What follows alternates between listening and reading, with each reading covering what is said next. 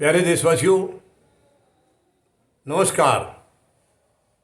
आज हम बात करेंगे आज़ादी के 75 साल के इतिहास की, पिछले 75 साल के सफ़र की।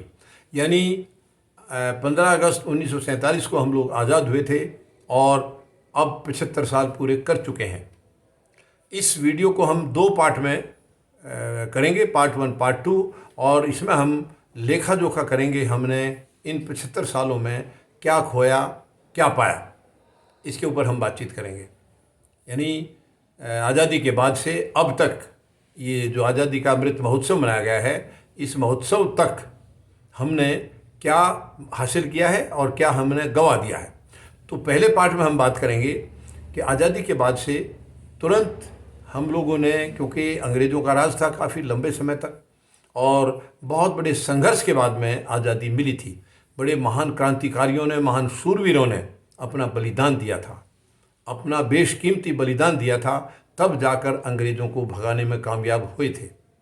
और उसके बाद एक खुशी की लहर भारत में आई थी कि हमारी अपनी सरकार होगी, अपनी सत्ता होगी, अब हम खूब अच्छी तरह तरक्की करेंगे।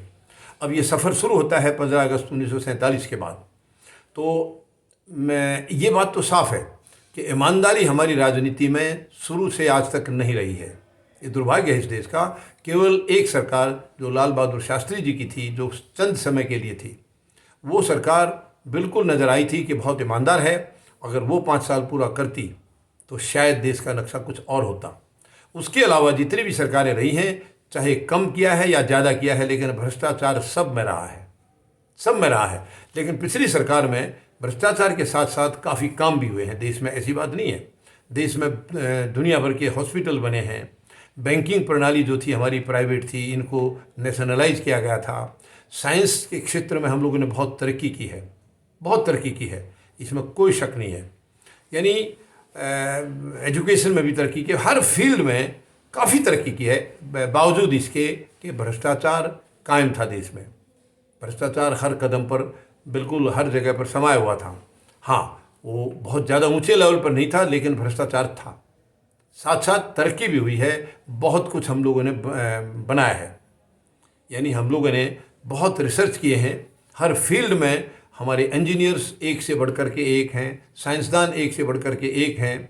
और इसरो जैसी संस्था, यानी हमने अंतरिक्ष में भी बहुत बड़ी कामयाबी पाई है इस दौरान, इसमें कोई दो राय नहीं है। बहुत कुछ हमने हासिल किया है, काफ़ी लोगों ने नाम कमाया है, विदेशों में भी भारत का बड़ा अच्छा नाम रहा है। और हमारे टैलेंट, हमारे बच्चे विदेशों में जो पढ़ने जाते हैं, क्योंकि यहाँ संसाधन उतने नहीं हैं, वहाँ पढ़ने जाते हैं और अपने टैलेंट्स के दम पर विदेशों में भी इन्होंने भारत का नाम रोशन किया है। ये है। और पार्ट 2 में हम बात करेंगे हमने और क्या क्या खोया है। धन्यवाद। जय जवान, जय किसान, जय हिंद।